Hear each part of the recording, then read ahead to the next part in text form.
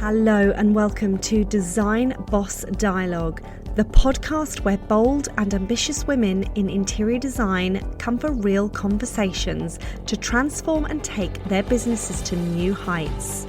I am your host, Lisa Marie Elkhadraoui, interior designer and business mentor, here to share my experiences and insights into running an interior design business, as well as empowering you to build the confident, profitable design business you've been dreaming of and truly deserve. In this space, we blend creativity with strategy to help you craft your success and thrive in the world of design. Every episode is packed with unfiltered, no BS conversations, daily inspiration, and actionable business tips to turn your passion into a thriving, cash-rich business. Together, we're redefining what it means to succeed in the interior design industry, one intentional, game-changing decision at a time. So get ready to step up, elevate, and create the design empire you've always envisioned.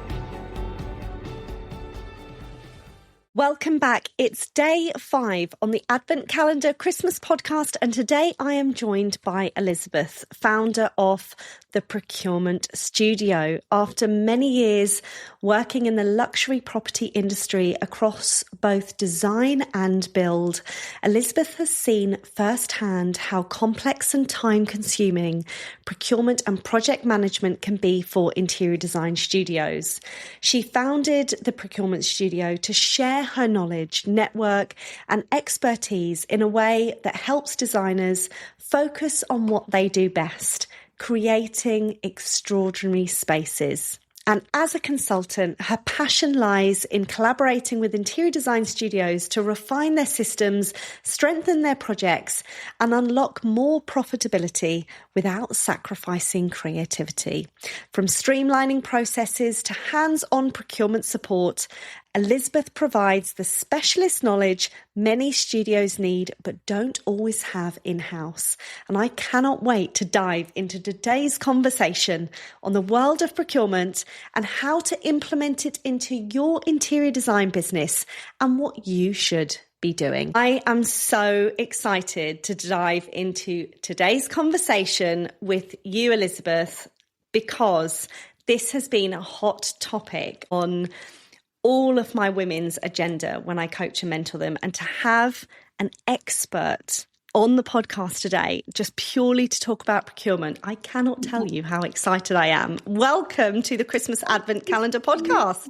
Well, thank you very much for having me. And yeah, I'm very excited to talk all things procurement and interior design in the run up till Christmas. And how we can make an impact in women's businesses in 2026 with this, because procurement is a topic I feel that a lot of interior designers that I speak to, you say the word procurement and automatically it's like, oh no, I don't think I can go there. Do you find that? Absolutely. I think it can be a bit of a fear factor, particularly with designers sort of potentially early on within their careers. But I always say to all of the interior design studios that I work with, it's not something to be afraid of. And it is one of the simplest and easiest ways that you can be making money as a studio as well. So it really is a no-brainer. But what I also have seen in kind of larger studios is a lot of interior designers, when they start off as juniors, will actually start with a lot of the responsibilities of procurement so often are delegated to more junior members of the team. But ironically, there doesn't seem to be much kind of training and education, university degrees, online courses focused on interior design. There's never even any addition about procurement. So a lot of the time people are kind of going in blind, but also managing those responsibilities quite early on, which is why I think it's so important to talk about it. Now, I find obviously with procurement, and like you've just said, there's, a lack of training and lack of knowledge, lack of education. When you find a way that works for you in your business and it becomes profitable and scalable, it actually becomes very easy. But where would you say interior designers lose time and money with procurement? Where are the pitfalls? Where are the downsides?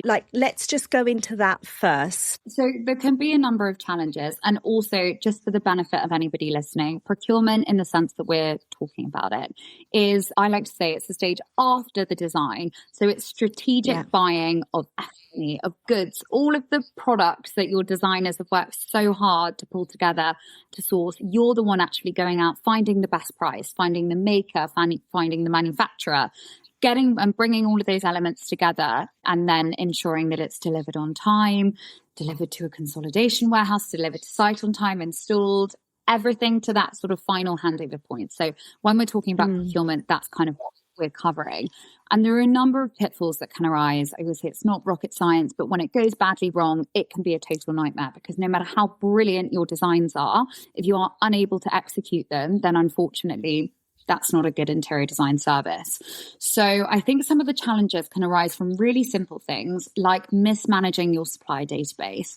I always say that your supplier database is one of your strongest tools as an interior designer, and ensuring that keeping that up to date, treating it as, I always say, as a living, breathing thing. You know, have you checked in with your account managers? Do you know that you're getting the best trade discounts? Having that kind of set of eyes on it and giving it the attention that it needs is one of the easiest ways to kind of improve your procurement strategy. Equally, when that gets neglected and perhaps you're rushing to place an order and actually you haven't even set up a trade account, it's such an easy win for the studio, but such a waste if you're not doing that. And then I guess on a larger scale, when procurement goes wrong and people aren't necessarily using a software or a particular system and they have no strategy in place, they don't know what's been ordered when, they don't know their markup, they don't know their margins, and it's guesswork. And they're hoping that things are going to be delivered on time. They're hoping that they're going to make money from it. But you can't build a business on that kind of approach. So I think that those are the areas I see the kind of biggest downfalls in. And for an interior designer starting out in the industry, wanting to get into procurement, obviously, you know, we've got the concept, we've got the design development, and then they obviously send it to the client and present it. And the client then turns around and says, oh, well, you know, I want you to be able to order all of it and install it. And there's a bit of a stall moment with the designer because they don't know how to do it.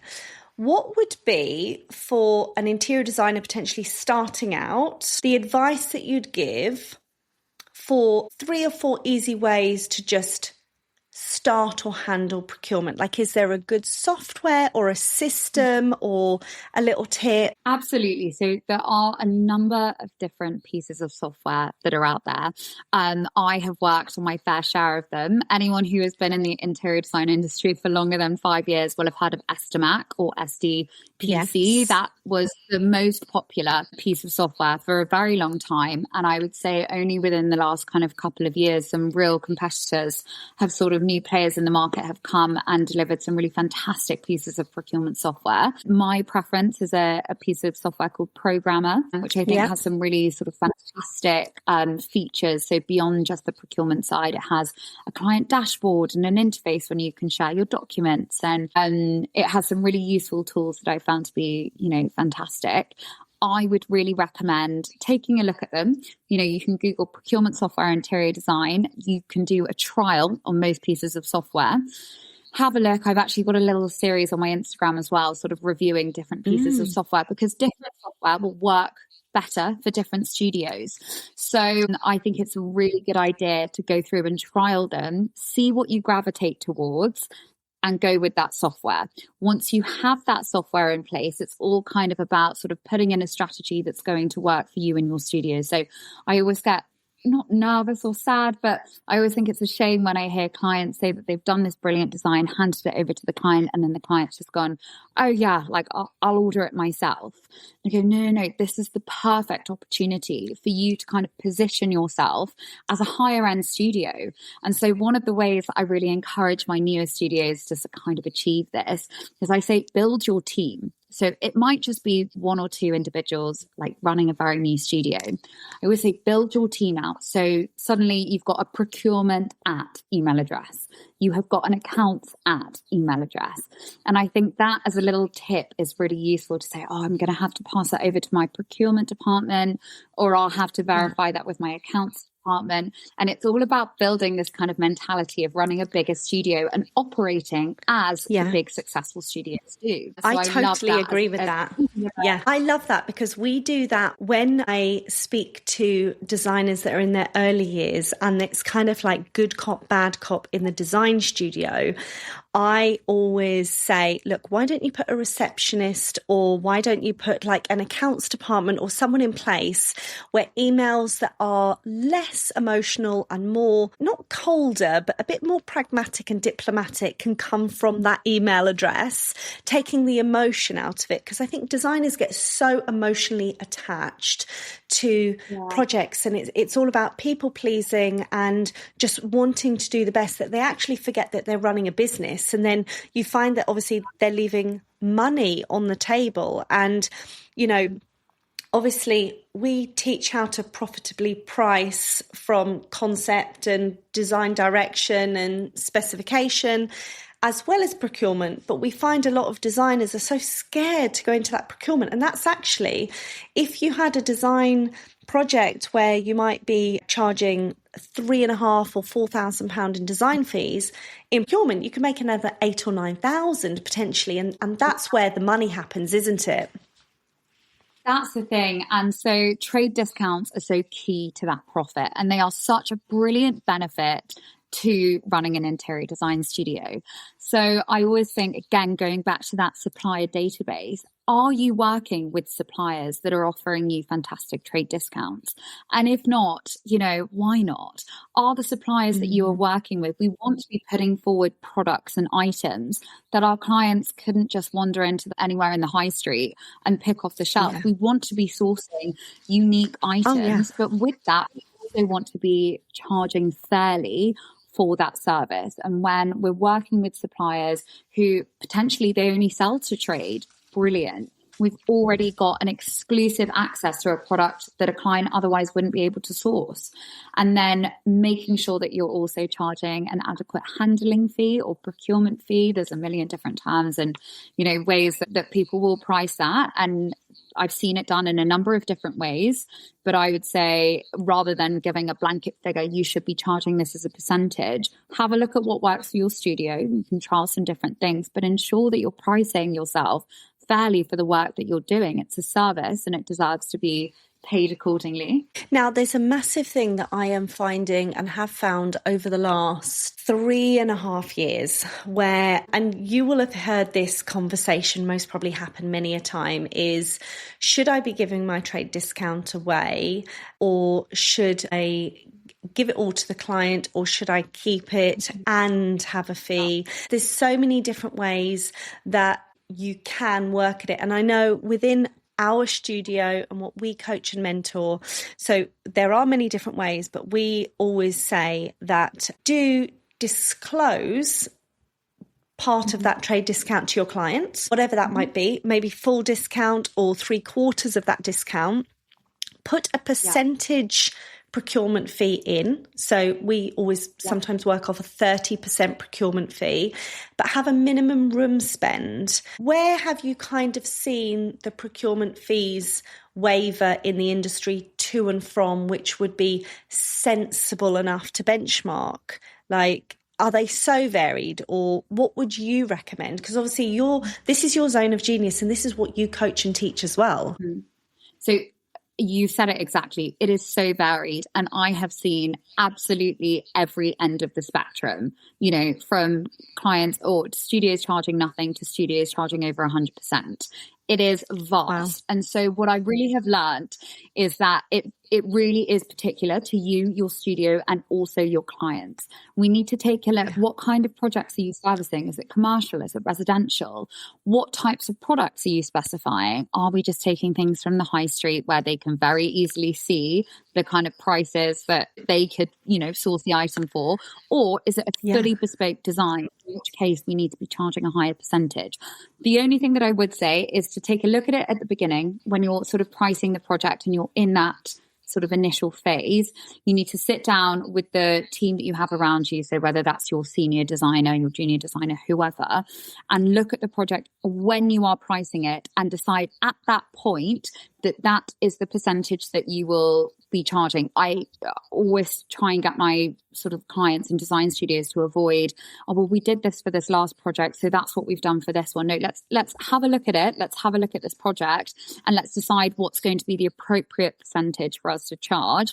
And typically most design studios will work similar-ish projects, and so they will find a rhythm that works for them. I personally also do prefer transparency with clients. I think you can get yourself into a very sticky situation if you decide that you're going to put a higher percentage and you're not going to disclose. I think transparency is a really useful tool to have with your clients, and I think it builds up that kind of communication and trust, because particularly when you're working with residential, it is, you know, a huge trust that they're putting into you as their interior designer. So I think clear and open communication about the percentages that you are going to be charging as your handling fee is a really essential foundation to kind of start your project on. Yeah, I 100% agree. I think also the one thing that we also communicate is, especially with that transparency, and I have known design studios to be really caught out by the clients where they've gone and said, oh, well, my friend's got that. Why am I being charged X? And this is why we also always say, realistically, I believe this to be right, but the studio, certainly for at least 12 to 18 month cycles, should be charging the same procurement fee per project with the same transparency, certainly until they have price increases or company changes. Because obviously every time you do that or change that, you've got to change terms and conditions, you've got to change contracts, and then it's double handling documents, double handling work. And when you can find yourself getting into a rhythm of actually, you know, these are the minimum spends, these are the procurement fees, these are the trade discounts, you can actually also pipeline forecast, which means that you can see actually how much the business is then going to bring in per project if it's going to get potentially procured. So, you know, there are swings and roundabouts, but it is, like you say, it can be very varied to each studio, can't it?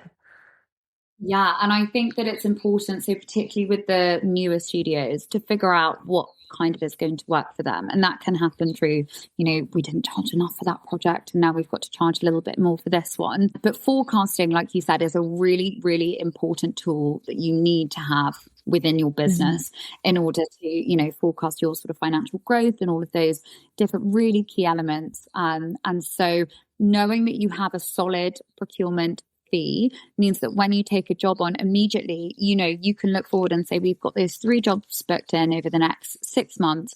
We know exactly what our profit margins are. And that is so essential before you dive in. It makes me feel so nervous when I hear studios say, oh, well, you know, I think we'll make about this on this job. And I say, no, we need to know that before we're starting, because as much as we love interior design, we're not doing this just out of the good of our hearts. It's a business, and we need to make sure that we have sort of confidence and security in the models that we're sort of setting ourselves up with. And so, yeah, being able to forecast for your projects is so important, so important. Now, another thing with, obviously, when we go back to a comment that you made earlier on in the podcast about suppliers and understanding your suppliers and your account managers, for new interior designers starting out in the industry, it is very, very difficult to get those larger trade supplier accounts. What would your advice be for a designer in their early years that, you know, can only feel like they can design on the high street and needs those trade suppliers? What would you actively be saying to them? I say this to anyone looking to start out in interior design and expand their supply database. Attend trade shows. So we had Decorex, that's an interior designer sort of trade show in London where they have hundreds of suppliers in one place. And it is a really fantastic way to meet those brands face to face, introduce yourself, chat to them. They're there for, I think, across all of the trade shows, you know, Maison & Objet, Saloni, Decorex, they're for about 4 days. They're long days. The staff, they love to chat. They want to talk to you about their brand. It is such a good opportunity. And I would say this as well to anyone studying interior design or thinking about kind of making that move into the industry. Go and attend a trade show and talk to the different suppliers, learn about their products. I sometimes think designers who have been in the industry for a while, it can sometimes feel like a bit of a chore attending, and you go, oh God, I'm so busy this week and I've got this project finishing and this project starting. And I always say, try and carve out the time. It is always worth your while. Make a plan. And when you go, speak to the suppliers, go and see, you know, I haven't seen that person face to face. I'm going to go and introduce myself. And I always will meet a new supplier, we'll meet a new account manager, we'll meet someone face to face, we'll learn about a new product. And that's how we keep sort of growing and expanding. So anyone new, I would say that is my top tip. And also anyone who is established, I know it can feel difficult to find the time, but I really would encourage you to still attend and try and, you know, invest that time in expanding your supplier database as well.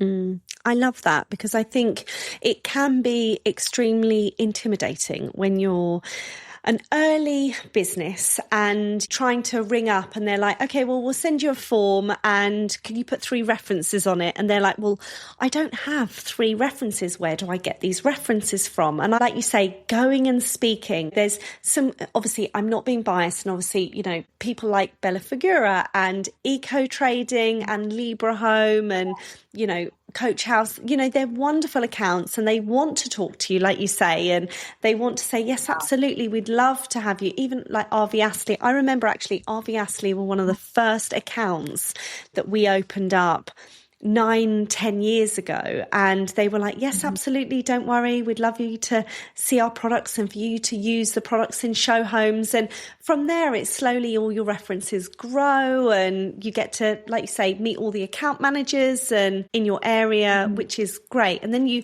start to build your supplier pool, don't you? Absolutely. And you'll be invited to lovely events, and at those events you'll meet other designers and other suppliers, and it's from there that your network will really start to grow, which I just think is so key in this industry. And it's a fantastic community. And I think it's a really nice opportunity to kind of expand your network and you know, attend those events and meet people face to face. So it's not always possible, but you know, if you can carve out the time, I think it really is a worthwhile thing to do, because yeah, it is difficult getting started, like you said. I think designers find it really daunting, and it can be a very scary process to put yourself into a zone where you have to network, where you feel on your own. Because the one thing that I hear, obviously I know you talk to studios, I more talk to women individually as their own solo businesswoman, but I find that women feel like this is a very lonely industry until you kind of find your design tribe or find your network or find your people.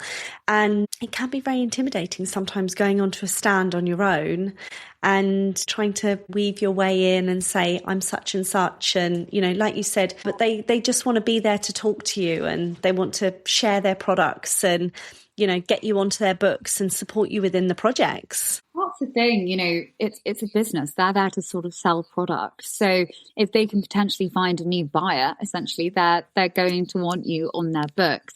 But I would say I appreciate that it can be a daunting industry from the outside looking in, but there are so many fantastic kind of community groups, whether it's, you know, you do an online course and there's a WhatsApp group, or you join one of the many, many, many interior design kind of community pages, and you will find other people also starting off in the industry. And I've, as I'm sure you do as well, received lots of messages from people saying, I really want to get into interior design. You know, where do I start? What do I do?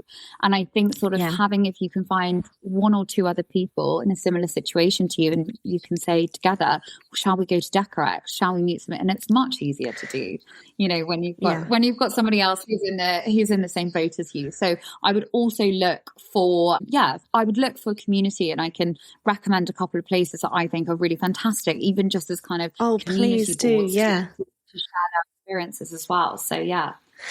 Do you know what I love seeing this year, earlier on in the year for Decorex, was 15 of the women that are in certain coaching circles that I coach and mentor, they all met up at Decorex and they all kind of got photos together and, you know, they all kind of mingled and had lunch. And I thought to myself, oh my God, that is amazing, because they were all individual designers and now they're all making friends and they're working together and they're collaborating.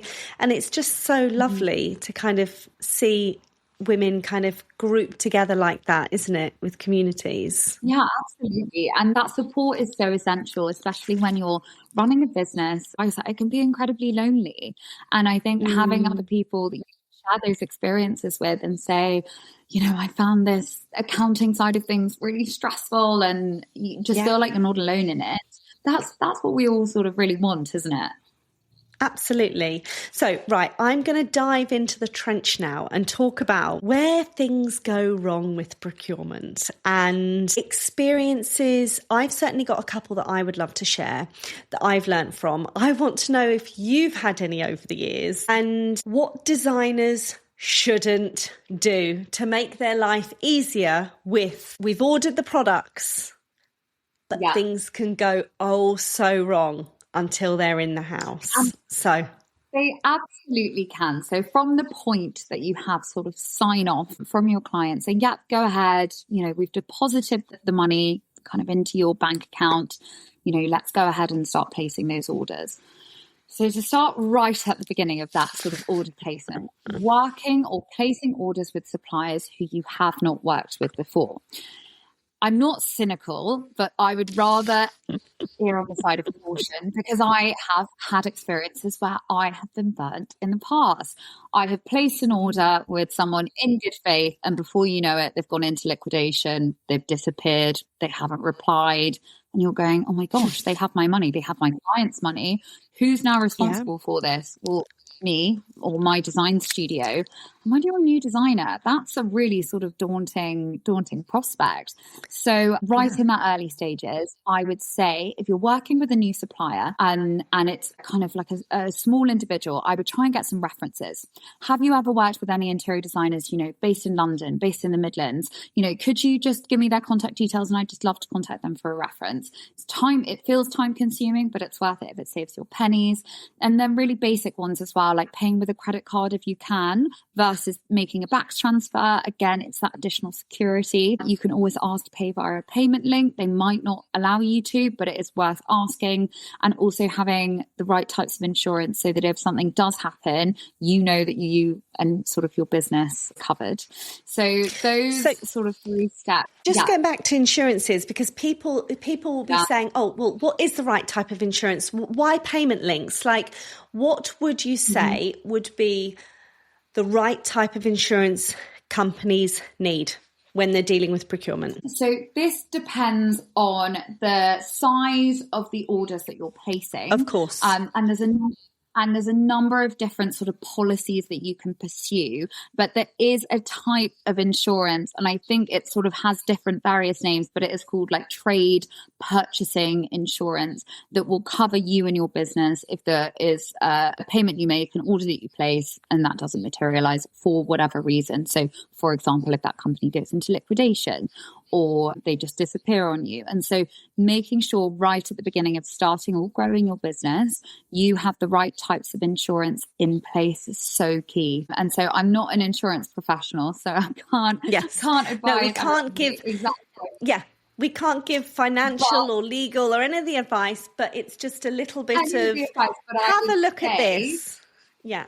Have a look into it. Consult a professional in the early stages of your interior design studio. And if you haven't done it, now's the perfect time. And have a look at the different types of insurance policies that you need in order to protect both you, your clients, your products, your business.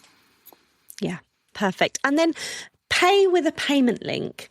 Why? Yeah. So a payment link sometimes will allow you to pay with a credit card. If you pay with a credit card, typically your credit card company will protect your payment. So again, I've paid for a product, it never arrived. They've gone quiet, they're refusing to refund me. It's okay, your credit card company usually will take care of it. So again, it's that added layer of security. And also cash flow is a really important thing for smaller, all interior design studios, cash flow is king, And so if you are making those payments on a credit card, obviously, and then paying those off with the funds that you have from the clients, that's typically is the way that I see a lot of studios working. And again, it just gives them that buffer. You can collect points. You can, sometimes Air miles, the rewards, Amex. Air miles and Amex. All of those small wins we need to be taking advantage of.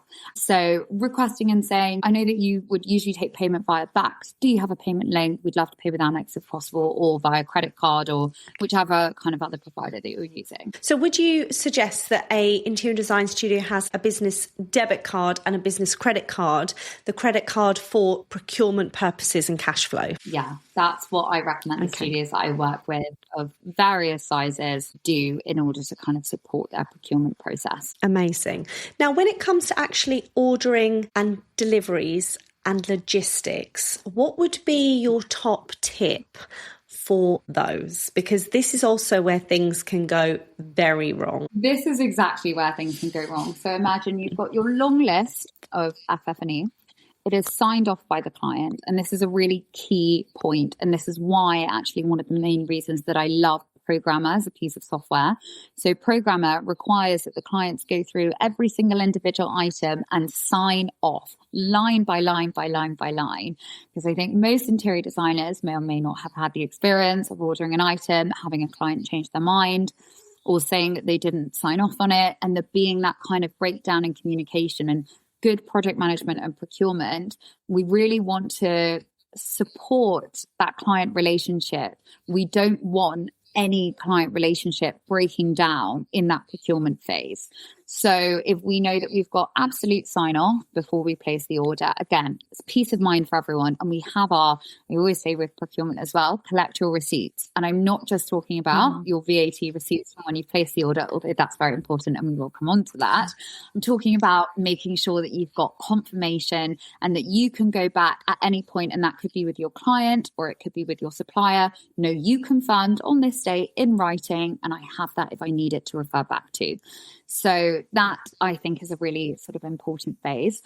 And then you're going through your long list, you're placing sometimes hundreds and hundreds of orders at once, depending on the size of your project. And usually the procurement phase is quite rushed. The client has paid. Typically, the design phase has taken longer than we expected, but the deadline and the installation date has remained the same. So now it's kind of down to the procurement standard things again. All of those order spaces quickly as rush, and it can happen. It's placing orders. It's like we can all do that, but I always say that's the point where we need a system to catch or double check human error. Human error is normal. We've all made mistakes, and when you're placing hundreds of orders in a rush, I would say that it's normal to make a mistake. We know this. So what are we doing to double check it? And so I always have a safety net system in place. And that's not because I don't trust any of the procurement professionals or designers who I work with. I think they're all brilliant, but I also know that they're human and that we need to have a safety net that means, and that usually involves sitting down, and it is boring, but we go through and we cross-reference our line, our purchase order, our order information, the VAT invoice, and we make sure that everything is lined up within a 24-hour to 48-hour window of placing that order. So it has to be with an additional person. And I often act as that additional person to those smaller individual teams. So I then come in as that kind of extended member and act as a support, and we go through and we double check line by line. And I still do that myself because I've made mistakes in the past, and there's truly nothing worse, and it really does stay with you. So it's all about kind of putting that system in place so that, okay, mistakes happen, but we are going to put the system in place so that we are going to catch those mistakes before it's an issue. I love that. And then when you're actually managing the installation process, what would your top tip be for that? So my top tip of this easily is work with a consolidation warehouse. So clients will say to you, and I've had this a million times, oh, no, you can just have it delivered to my house. I don't work with a consolidation warehouse, no matter the size of your studio. And I think this is another really useful tip in acting like you are a big, successful design studio already. We only work with a consolidation trusted warehouse. They specialize in interior design, and there are a number of them out there. But finding one, building a relationship with them, having all of your FF&E delivered there, having it checked and having it grouped ahead of your installation plan, so that when you go to the install day, you are not going in blind. You know that every single item has been checked off your list. And I do this by having a shared Google Sheets with my storage warehouse. So when everything arrives, I upload all of the items. I say the date that it's going to arrive. I'm also a big fan of automation. So if we go beyond that date and it hasn't arrived, an automatic message is sent as a reminder, so I can chase that up.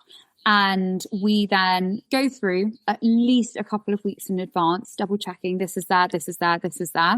And we have everything grouped in advance. So again, we know that when we get to site, it's going to be seamless, because installations can be incredibly stressful.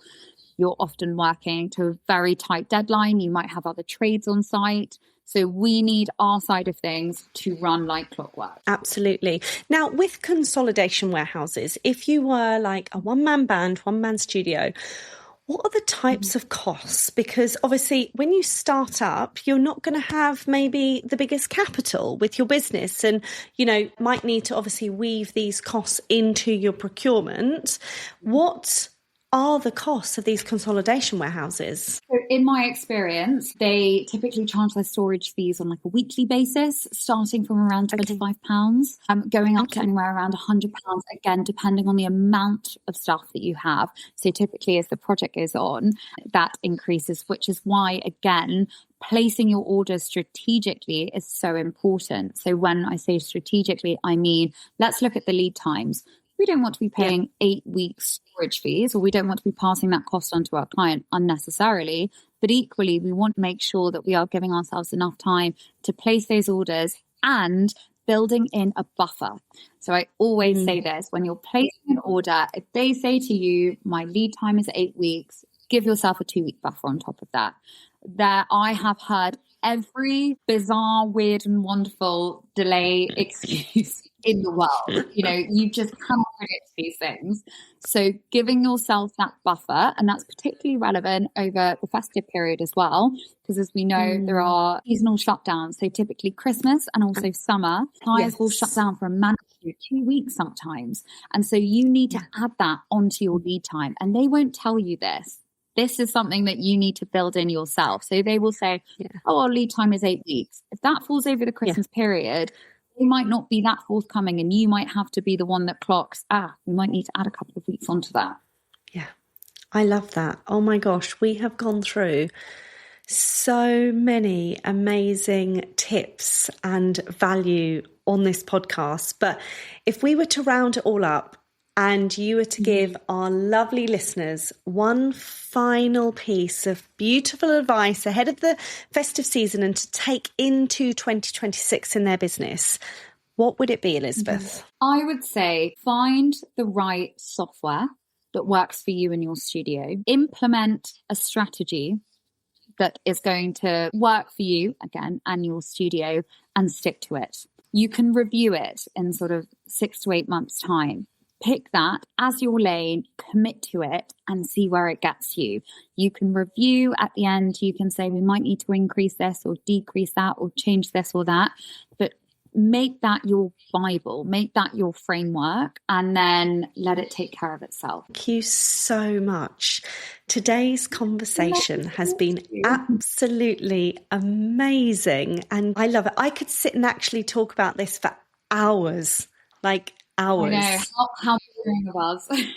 I know, but it's our passion and it's what we love to do. And I think it's, you know, that's why when I came across you on social media, I thought, this is the perfect woman for the podcast, because she is just going to have full of insight and full of value and knowledge. And I know that all of our listeners are going to be wanting to go and find you. So tell us all where we can find you on social media. So my Instagram handle is at the Procurement Studio. going to need to double check that. And my website is www.theprocurementstudio.co.uk. Amazing. And we're going to actually put all of that into the show notes. So if you want to go and follow Elizabeth, you want to see what she does, you want to hear more about her, then please head to the show notes, find her details and go and give us some love and support. I certainly know that I will be getting you in to talk to all my amazing women in 2026. And thank you so much for your time today. It has been amazing. Thank you so much. So lovely to chat to you. You're welcome. So stay tuned for tomorrow's podcast. It is going to be day 6 and we're going to be back with another amazing powerhouse. Take care, guys. Thank you so much for tuning in to this episode of Design Boss Dialogue. If you love what you heard, then please share the podcast with your friends and any women that could do with a dose of empowerment just from me. I would love to hear your thoughts around today's podcast with your key takeaways and wins, because your feedback means everything to me. Also, don't forget to leave a review as well as hit that follow button so you never miss out on any inspiring conversations with me or any other trailblazing women I have on. Stay tuned for more exciting episodes, and remember, unleashing your inner design power and unlocking your true potential is only a click away. See you next time.